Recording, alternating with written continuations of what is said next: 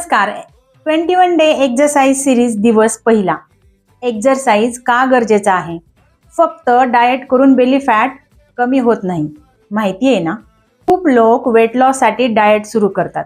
2 ते 3 आठवडे डाएट फॉलोही करतात आणि वेट थोडा कमी सुद्धा होतो. पण प्रॉब्लेम काय होतं? थोड्या दिवसांनी वेट पुन्हा वाढतो आणि पोट मात्र तसंच राहतं. कारण फॅट लॉस म्हणजे फक्त कमी खाणं नाही. जर हालचाली कमी असतील तर मेटाबॉलिझम सुद्धा स्लो होतो. एक्सरसाइज केल्यामुळं शरीरामध्ये काही महत्त्वाचे बदल होतात.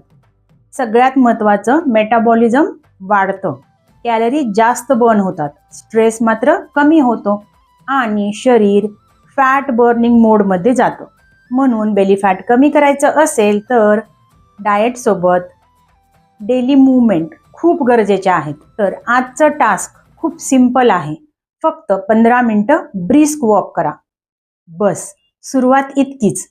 वॉक कंप्लीट केल्यावर कमेंट करा, डे 1 डन.